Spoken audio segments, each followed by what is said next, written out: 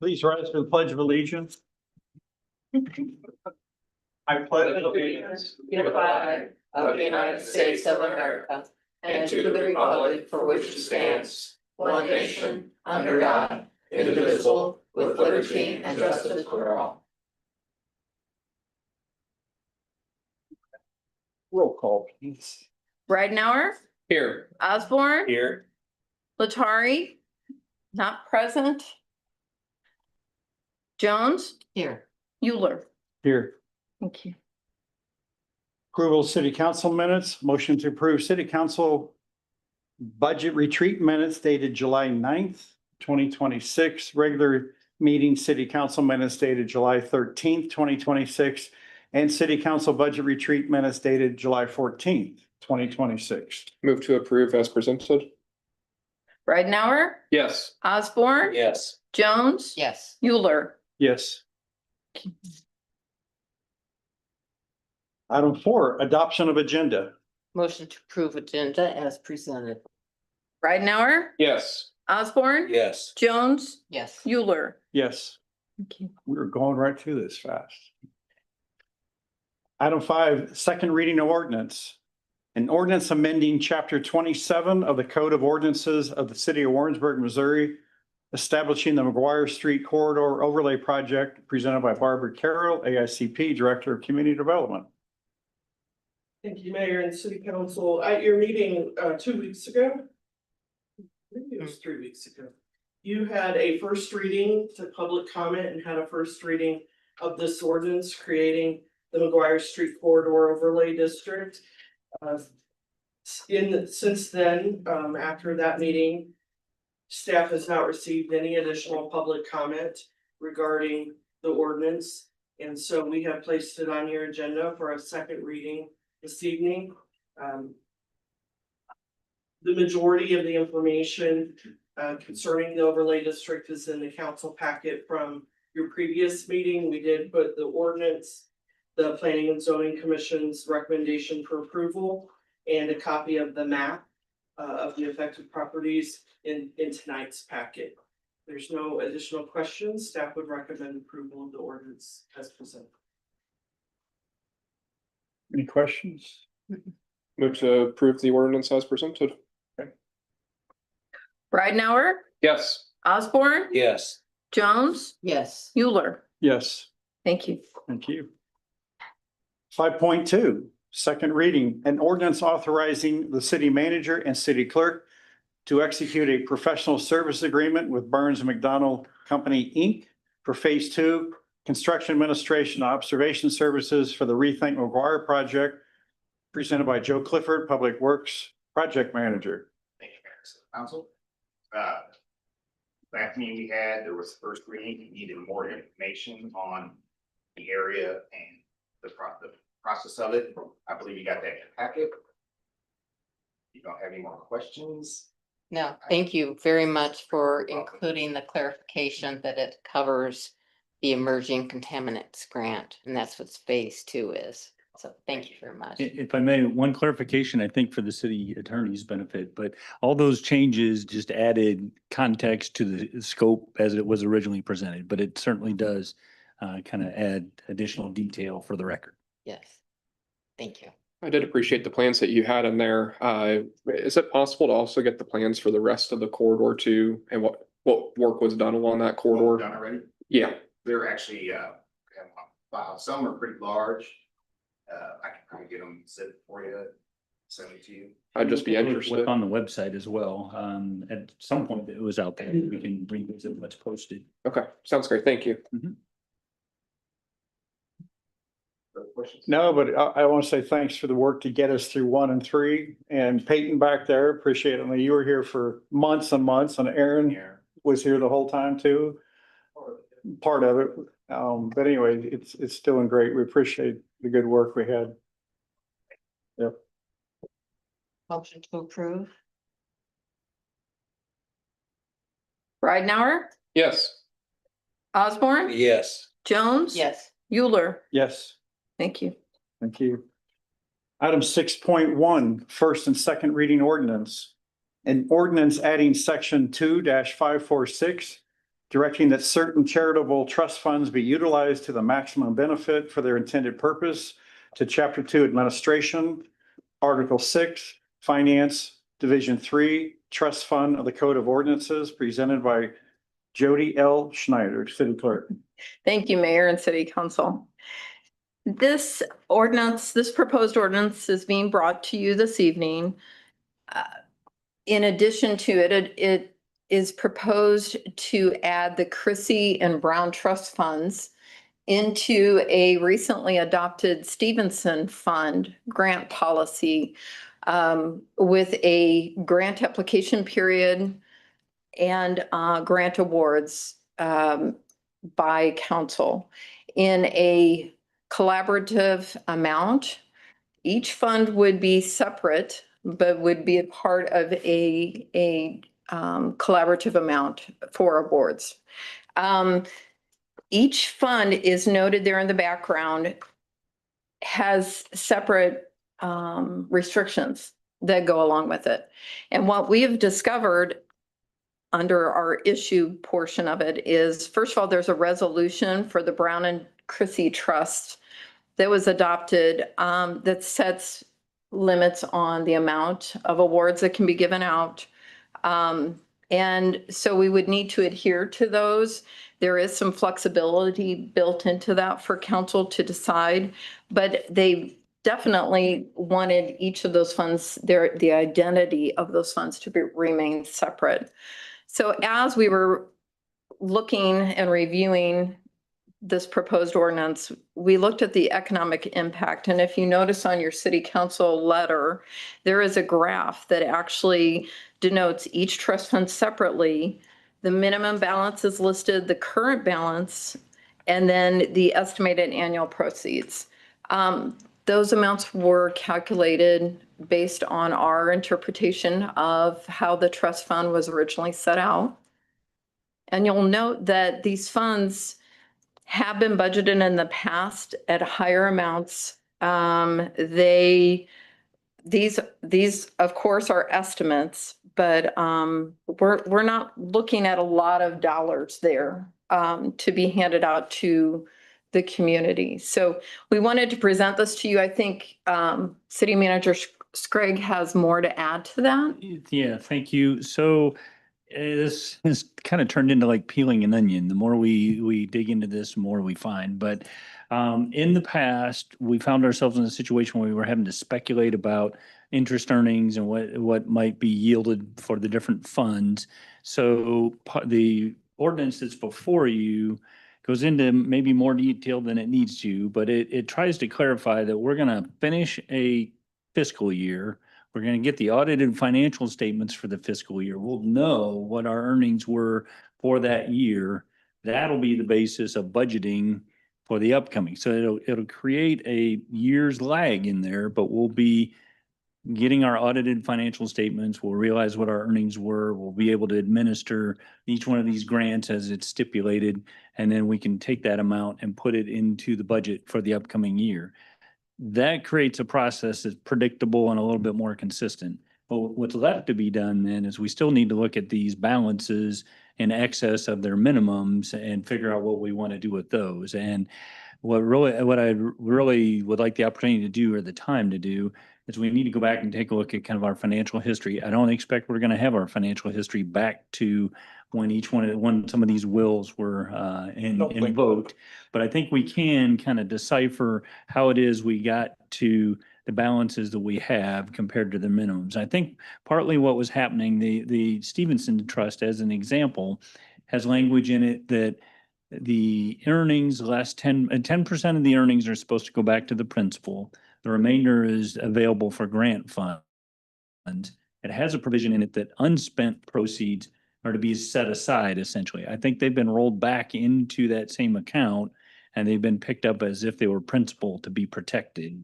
When if one of two things needs to happen, we either need to just give awards in the full amount that is available annually, so we don't get caught into this cycle, or we need to do more in the way of accounting for them separately. So after this action, after kind of setting this process going forward, staff will go back and take a deeper dive into the balances and see if we can isolate some funds available. Once we do, I think my recommendation is going to be, for the simplicity of it all, let's identify that amount and let's see if we can't find some charitable purposes to get them out the door for eligible uses. And then we're kind of on a more regular approach from that point forward. So do you think there's more money in the Stevenson fund than the 22,417 that's unrestricted? I think there's at least that 22,000 that, rather than saying we have $450 to work with, we might be able to say we have 22,000. Is there an eligible use we want to use it for? And if we can get to where we feel like the balance is truly that principal amount that's supposed to be the endowment, and we're distributing the rest, then we eliminate some of this confusion. Same way for the Brown Trust, the 29,000 balance compared to the 20,000 minimum that was identified, in the 24,000 in Chrissy Trust compared to the 15 minimum. If we can confirm those numbers and we can make a one-time distribution of those, then I think we're kind of on autopilot after that. So what's the plan after we spend it down to the minimum balance? Because I mean, we're making less than $500 a year on all this. So a fair question from a staff's perspective. It's unfortunate that that's what it is, but frankly, staff would like this to not be so confusing and complicated, and just get in a rhythm where we know what the fund generates, and we find a way to distribute it. And we're not caught having to do all this accounting year after year. or are we saying like the Stevenson fund, once we spend that down to minimum balance, we're making $452 estimated annually. We're just gonna give out $452 grant to somebody or a couple people, and For an eligible purpose, and just stay on track at that point. And you did say lagging 1 year behind, so that we know exactly what we're dealing The with. way the ordinance is written, it'll be based off of audited returns, and we just distribute it accordingly. So these small amounts could continue for many years to come. Yeah, if we maintain that minimum balance, we'll continue to have small distributions. And is there any leeway in the trust wording that the minimum required balance can be changed by the council so that it Well, won't be spent that's where I down. turned to the city attorney and I haven't done that yet, but I don't think there is. In fact, I stumbled across some statutory language that we're answerable to the court and the attorney general to do what the trust provides. So, no. I knew it'd be either yes or no. That's right. But if we Good question. spend these down still, I mean, we'll be receiving less money too on all these. I Right. mean, if we, Yeah. I mean, Yeah. that's Now, not- $10,000 from just the Kersey fund. I mean, There's nothing that prevents you as a governing body saying, well, we have 150, let's contribute enough to make it 500 to round up. We just need to follow the trust, and then if you want to supplement that with a little bit of general funds, you could. I don't think I wouldn't want to get into the habit of supplementing it with general funds. I think these are standalone funds that. Yeah, that's a policy decision for another day, so Yeah. I don't mean to confuse it. No, appreciate the work on this, so to Yes, try to get absolutely. this A lot of work. Yeah, on it. real process, a real, great intentions, commendable dollar amounts, but when you're just working out the interest. final question I had as far as the timeline goes, are we? Obviously, this we would do the audit for FY 27, FY 28, those funds would become available. Or we just plan on spending these down to minimum balance over the next fiscal year, and then from then on, proceed with this? If, once we get through these numbers, if you need to make a budget amendment, we could, but we can identify what it would take to spend down to the minimum, and we can either do it within the coming fiscal year, or we budget into the next. Thank you. any other questions? Nope, thank you. Motion to move to second reading by title only.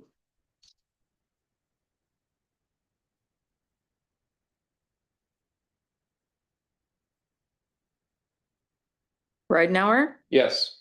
Osborne. Yes. Jones. Yes. Euler. Yes, An ordinance adding section 2-546, directing that certain charitable trust funds be utilized to the maximum benefit for their intended purpose to Chapter 2 Administration, Article 6 Finance, Division 3 Trust Fund of the Code of Ordinances. This is for adoption or rejection. Ridenhour, Yes. Osborne. Yes. Jones. Yes. Euler. yes, Thank you. thank you.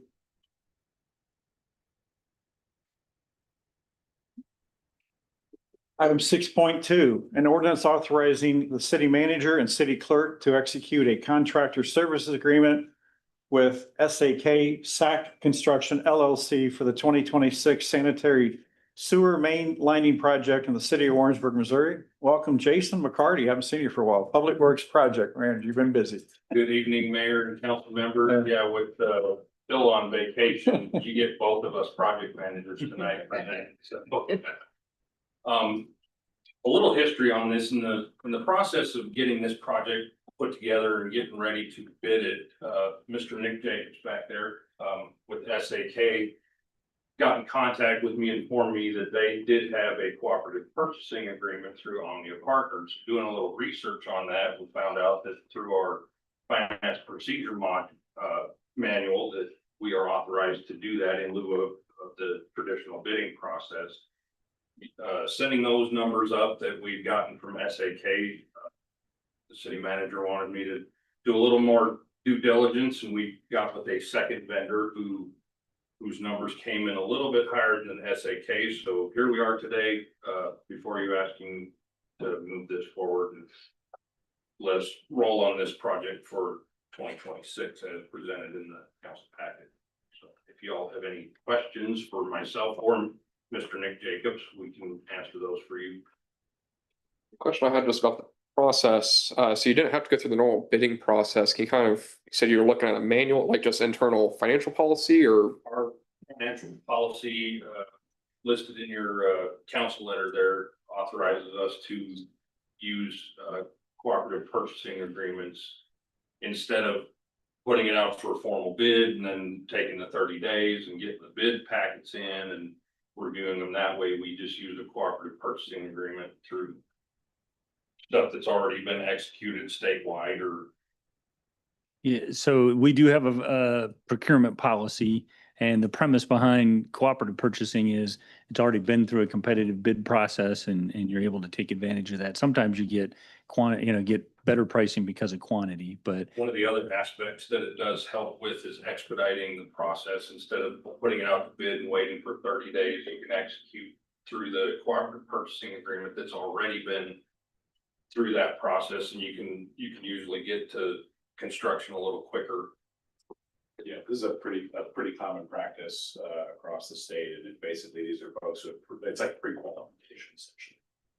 So are we just going in on a contract with other municipalities then is kind of the idea? the pricing is identified as part of the cooperative purchasing, and then there's an individual contract between us and them. So- Contract, okay. Right, that package is an agreement between the city of Warrensburg and SAK for this particular project, using those pricings through their cooperative purchasing agreement. Gotcha. All right, thank you.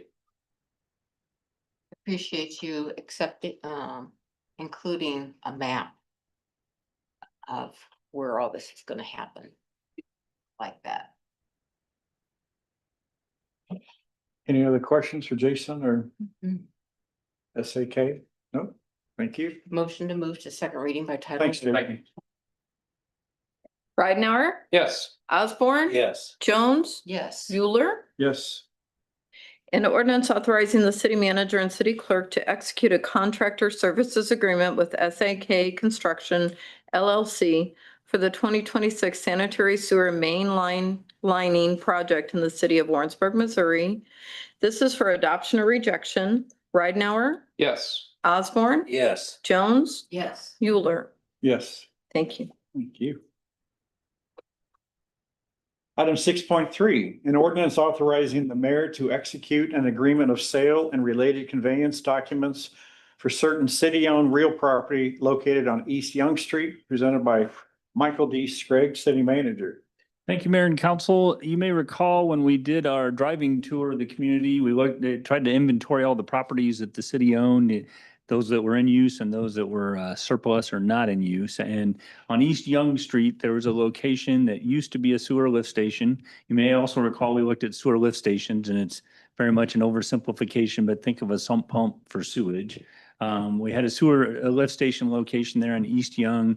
The sewer lift station was removed, taken out of service. We don't have a current or a foreseeable use for that property.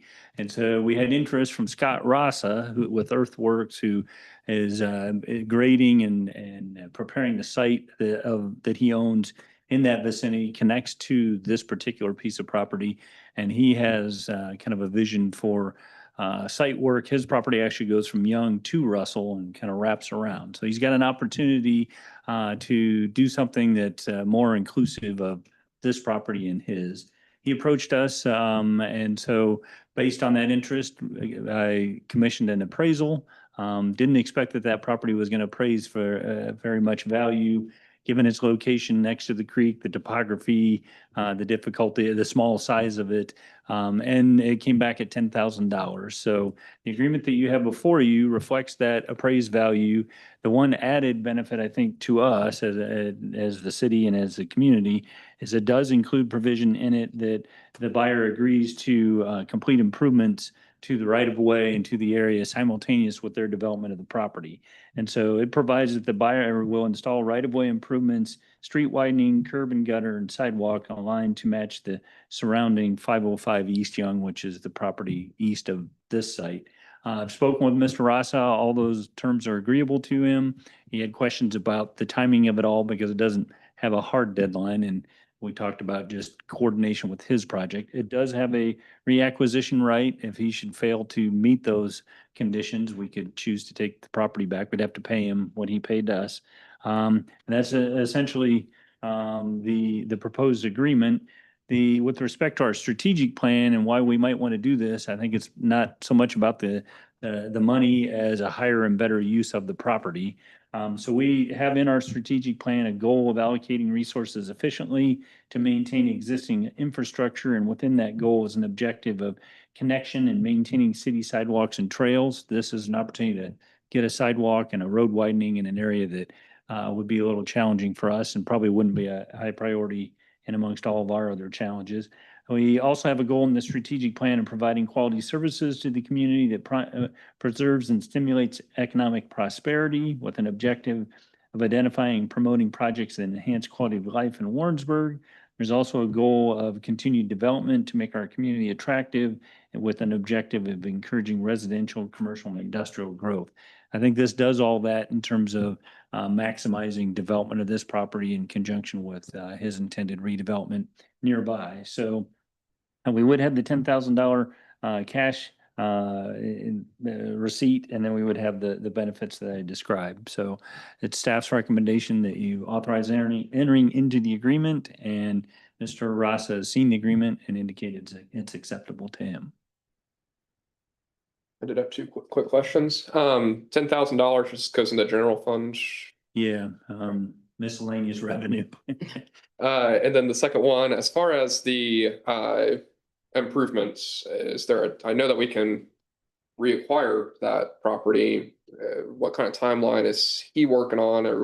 I couldn't find it within the agreement itself, so.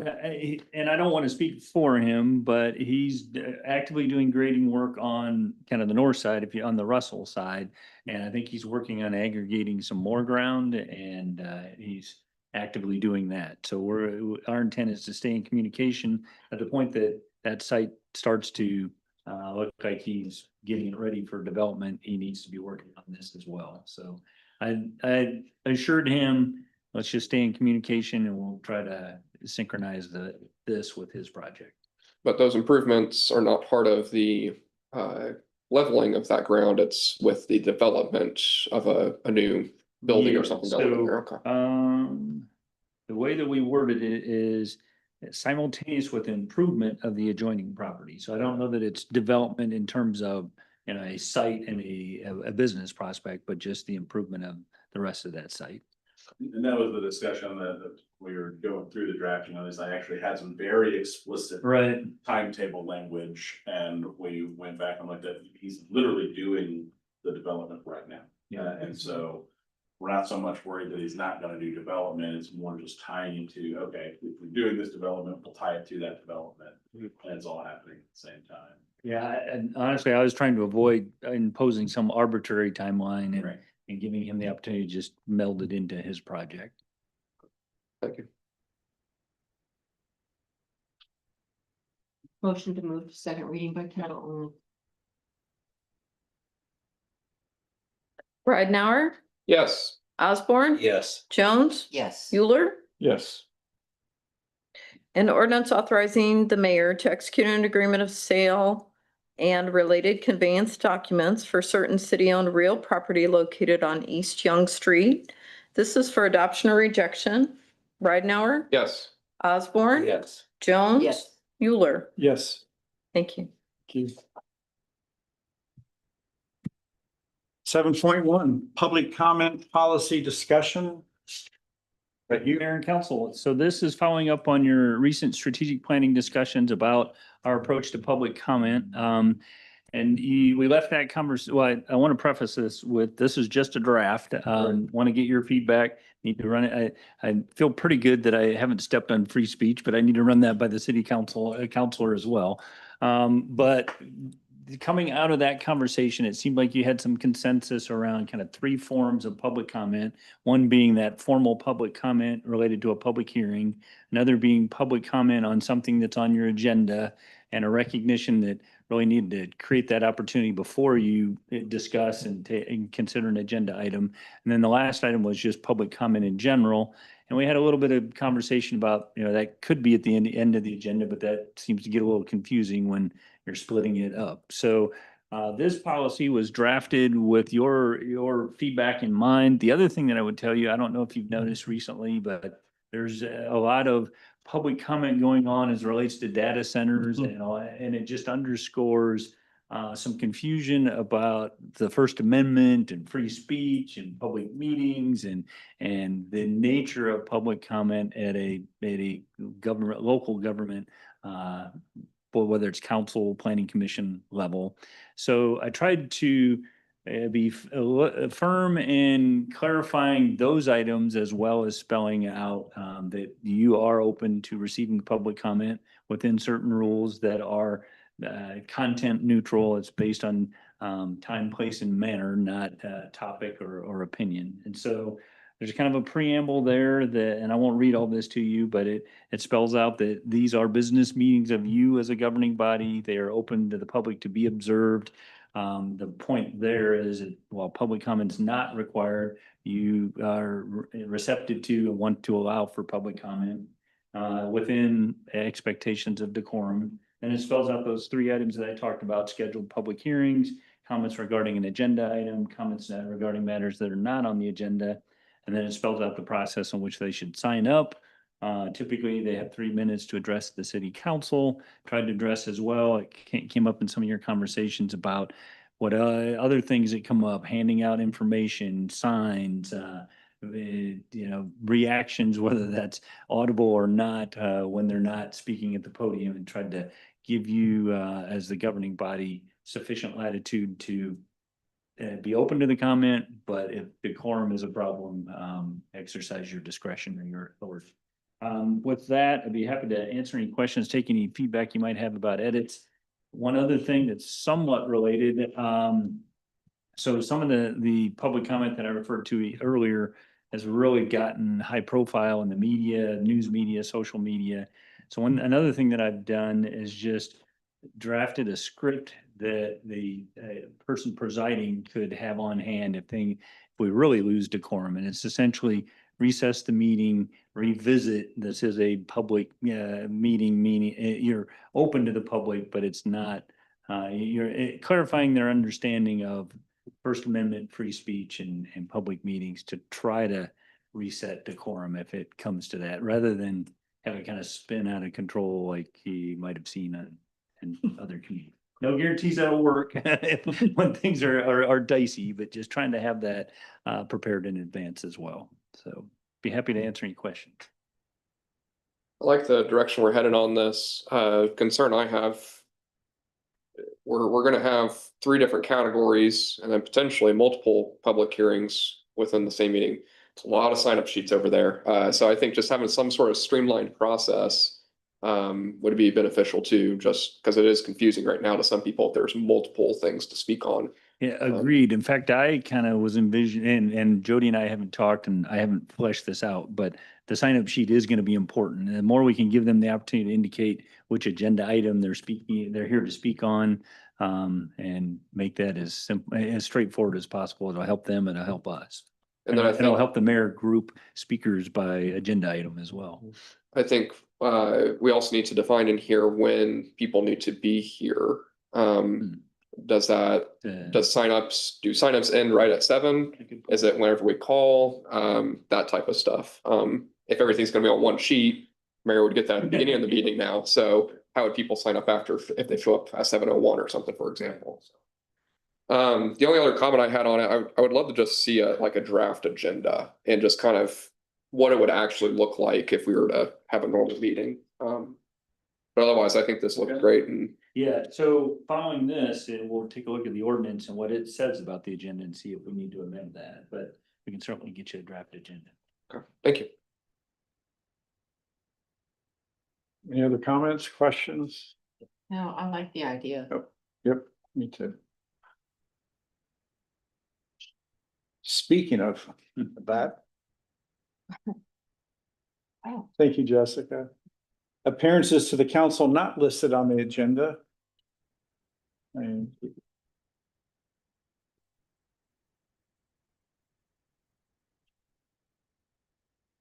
we have 2.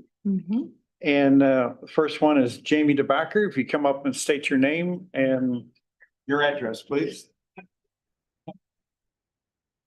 Jamie Backer, 525 Northeast 201 Road, Warrensburg, Missouri. Good evening, Mayor and City Council members. Tonight, I would just like to take a few moments to share what your investment in Warrensburg Main Street has made possible so far this year. Normally, I have the opportunity to provide a more detailed report as we begin our budgeting process, but I understand there's a new process being developed and we fully support that. As those discussions move forward, I simply want to remind the council that Warrensburg Main Street has a unique partnership with the city.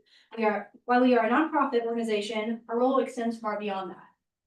Every day, we help extend the city's capacity by supporting economic development, recruiting businesses, preserving our historic downtown, organizing community events, managing downtown properties, and bringing visitors to Warrensburg.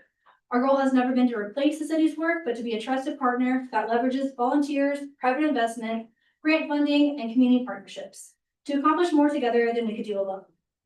Your investment in Warrensburg Main Street directly benefits the city and helps accomplish the goals that might otherwise require city resources. I'm joined this evening by several of our volunteer board members. They, along with dozens of committee members and volunteers, donate countless hours each year because they believe in downtown Warrensburg and the work that we are doing. Although the city is nearing the end of its fiscal year, we are celebrating reaching a halfway point in Warrensburg Main Street. In just 6 months alone, we've hosted 31 event days and promotion days, welcomed more than 10,000 visitors to the Warrensburg Farmers Market, recorded 2,400 volunteer hours valued at $80,000, and generated $825,000 in private investment in downtown Warrensburg. We've also welcomed 4 new businesses in downtown Warrensburg. Our downtown vacancy rate currently sits at 17%, about 4% higher than this time last year. While that number may stand out, for many of those vacancies, they exist because businesses have expanded, relocated, or property owners are actively renovating spaces to prepare for new tenants. I'm incredibly proud of those accomplishments, but I want to be pretty transparent. Today, Warrensburg Main Street is operating with a 2-person staff, doing the work that is much often a much larger organization. In addition to hosting events, we're recruiting businesses, managing properties, administering grants, coordinating volunteers, supporting downtown businesses, preserving our historic district, and partnering with organizations across our community. None of that would be possible without the dedicated volunteers, but also the support from the city. The success you're seeing in downtown didn't happen overnight, and it didn't happen by accident. It happened because over 30 years ago, this community chose to invest in downtown Warrensburg through Warrensburg Main Street. Your investment doesn't just fund Warrensburg Main Street, it supports businesses generating local sales tax, the preservation of our historic downtown, and the events that bring people together, and the continued growth of our community and the people are proud to call it home. As you begin your budget discussions, I ask that you continue to view Warrensburg Main Street as an investment, not an expense. The momentum you're seeing today is a result of the decades of partnerships between the city and Warrensburg Main Street. Continued investment allows for us to leverage volunteers, attract private investment, recruit businesses, preserve our historic downtown, and create experiences that people can choose downtown Warrensburg. We are proud to partner in this work and remain committed to making downtown Warrensburg a place where people want to invest, open businesses, gather with friends and family, and call home. Together, we can continue building a downtown that reflects the pride that we all have in our community. Thank you. Thank you, Jane. Randy, I didn't see you back there, so you're next. Randy, sure, if you want to come up and. I really, Oh. I put my name on there just in case I wanted to say something. Okay, She said it. Oh, okay. Just give us your name and your address if you want to speak. address, 'cause I don't have. My name's Randy Sure. So she talked about Main Street, and I came just because I heard that there was a new budgeting something. I don't really understand it, so wanted to be able to say. Jamie represents the now. I'm one of the 30-year people. Main Street started a long time ago. And the difference in Warrensburg, just the downtown from the 1990 to today is. It's not, you can't even describe the difference that it is. And it's not all because of Main Street, but that was the catalyst. That was it has been the engine. So if you're going to, at some point in time, not want to fund them, I think that's a bad decision. I'm not saying that you are, I don't know where it's coming from. I just heard about it, so I was like, that doesn't make any sense. So I just wanted to remind you that it is I forgot that it was 30, I forgot that it was that old, but it was a struggle. And the difference in the downtown, just in the downtown itself, is unexplainable. But what it does outside of the downtown is also something that should be looked at. The farmers market. Debbie Arwood was one of the original board members of Main Street. She had this and that, which was in where I think it was on the corner where the real estate, the next door real estate is now. And then she moved to where the library is. But just before they moved, she said on a Saturday, she stuck her head out the door and she said it was like tumbleweed blowing down Holden Street. Because there was just nobody. there was no cars, there were no people, there was nothing. And she's like, what are we doing? Why are we thinking about getting bigger and moving? Saturdays are not that way anymore in downtown Warrensburg. So that didn't occur for any reason other than Main Street bringing the farmer's market or bringing that to life. So I agree with Janie as far as I don't think you can ever look at it as an expense. I think it's part of what you just need to have. It's you're helping to feed that, I don't want to call it a monster, but that organization and that engine that gives back to Warrensburg a whole lot more than I think it ever gets credit for. But that's it. Thank you, Randy. Appreciate it.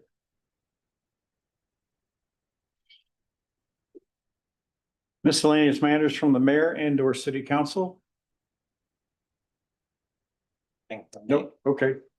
I didn't know that No, look was like, I've got something in my head, but I'm not gonna say it. So, oh, we might like to hear it, but okay. We will at some point. yeah, you will. Okay. Moving right along here, then we've got city staff updates, city manager.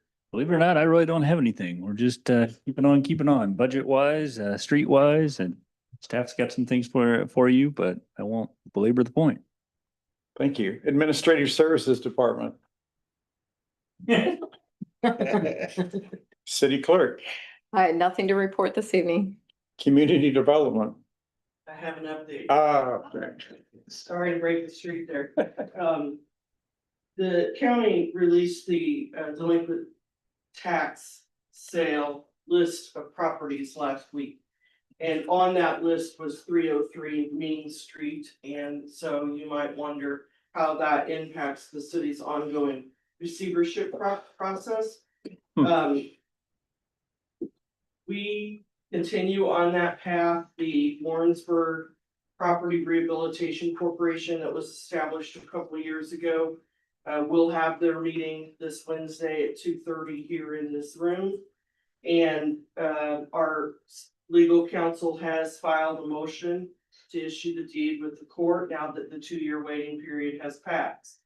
We are hopeful that at a hearing on August 6th, that ends the circuit court, that there, at that time, they will issue a judicial deed transferring title to the Warrensburg Property Rehabilitation Corporation. If that occurs, as we hope and expect, that then the corporation, the city, will need to go pay the taxes. That is set at $1,792.34. We would go satisfy the taxes in advance of the August 24th tax sale. And that way it would not be sold on that date. And we would not have another interested party enter the equation. So if all of that would transpire in that sequence of events, then we are still on the same timeline for abatement of that property, demolition of that property late this fall, early this winter. There are additional steps to take if the city, the Warrensburg Property Rehabilitation Corporation receives that property. We'll have to take additional steps for eviction. We'll need to bid the property, the demolition, bid out that demolition contract, and then we could move forward with that work. How confident are we that we're going to get the deed? Yeah, so the process under chapter 441 allows for what has happened so far, and then the next statute in the process says that there has to be good cause shown that it was not abated. So it's on us to come in and provide some evidence to the court. I think that a picture of the roof, which is missing 10% of what should be there, is enough evidence all by itself. So it's just gonna be, this is fairly much a formality, is probably a fair way to describe it. We'll have Barb for testimony, we'll have pictures, we'll have everything there.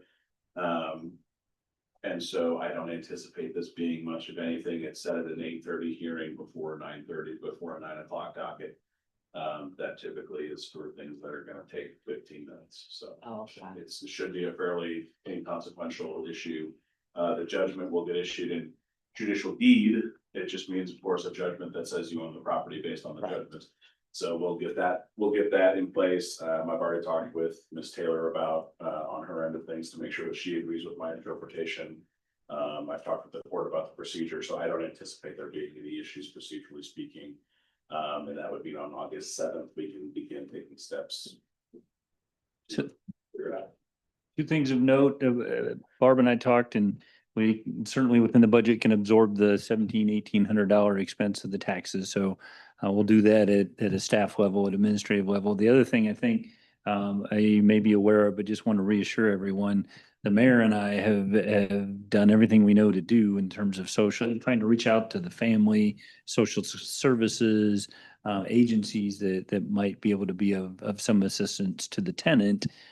So the family's aware, the family's been engaged. We've met with them 3-4 times to And that's kind of what talk one about of this process. For a fact, has attempted to do that, and that come from many different angles and many different people. We're the structures to the point of this action's pretty much unavoidable. At this point, we feel like we need to go forward and trying to do our best on the social service side, but I don't think we've made a lot of progress there. Yeah, I'm just hoping that nothing pauses the process of getting the deed on time so that we don't have another party come interested. No, ironically, we had already started the process because the 2 years was up and we were moving it forward and getting ready to file everything anyway, and then there it was in the paper, so it was, our original hearing date was gonna be August 21st. So I went up and asked, pretty please, did we please have an earlier hearing date? Oh. So. Purely speculation on my part, but recognition of the process was in the works, may be why the taxes fell in arrears. I'm not surprised. Yeah. I'm trying to I mean, I've been tracking this somewhat for a while, but it's been for several years. We have created a separate corporation. And then are we transferring, is the city transferring money out of our general fund to the corporation to do all this? Or and then is the city putting out to bid or is the corporation putting out to bid? I'm just trying to figure out where the governance stands on it. Got the best handle. The corporation exists, they do not have any money in their fund, they don't have a fund. They do exist, they have incorporated with Secretary of State. If their annual report is up to date. And the mayor and a council rep Eddie and city manager Mike are on that board. They also have insurance. We've And they have insurance. The city's operating budget for fiscal year 27, so the one starting on 10/1 is the budget that will include the demolition money. I don't know if it will be in a fund of the. Well, that's a fair corporation. question. If we conclude that it needs to be initiated through the agency, we can, the funds are budgeted, we may have to transfer them to the agency to then execute the final contract. So then we're gonna do a budget amendment for these tax We haven't payments? adopted that budget yet. I'm talking about the tax payments that we have to do in August, Yeah, that's a small enough amount. I think we can absorb it in an existing line. somewhere in the city budget. Okay. We're not gonna transfer for that potentially. And Okay. unless legal counsel tells me we need to keep it in the correct corporation's name. But either way, there's sufficient funds in the city's budget to cover the expense. And the number one concern has always been the safety of the tenant and the Mhm. house. That house could fall down any day. And we also appreciate the neighbors in this whole process with their understanding with the situation for the last many years. So anyway, appreciate all the work that you guys are doing on this. And the family's very appreciative of the city trying to do everything we can to help the tenants. So. Anything else on that? Nope. Fire Department. Parks Department. The additional. Police Department.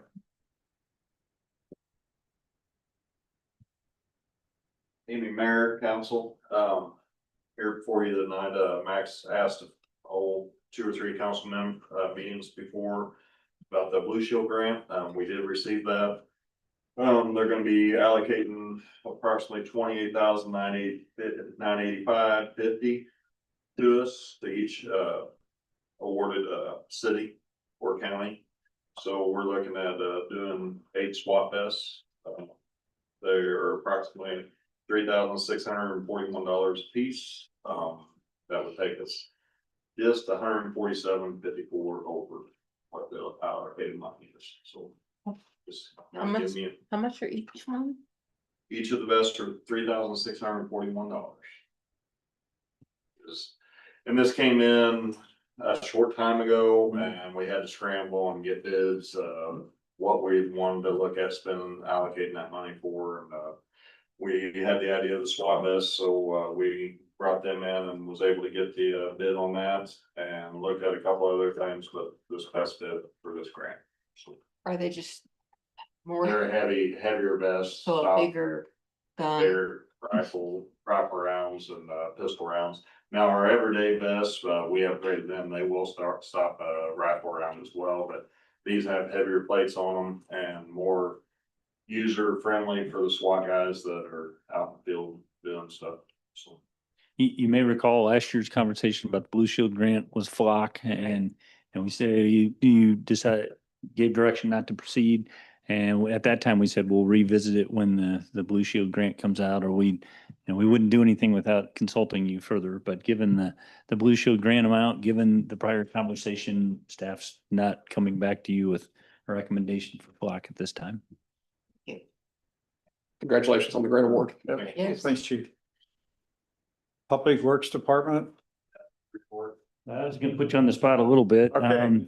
It's just the emerging contaminants update, that we received notice. There's still another step in the process, but received confirmation of 4.6 million of grant funding with no local match. I was gonna wait till we got the letter, but that's. Yeah, sorry. Quick question I had, for Public Works, update on streets, overlay. Yeah, the last I knew, they told us the end of this month, so it is imminent. They are running behind due to the weather, I know that. I'm not due update on what's going on with that, which Jason was here, but, yeah, they are running a little bit behind. We should be getting close though. And one of the things that I committed to KO among others is once we have a date and a schedule, we'll certainly get that word out. Awesome, thank you. Okay. Warrensburg Convention and Visitors Bureau. All right. We're adjourned. Um, A lot.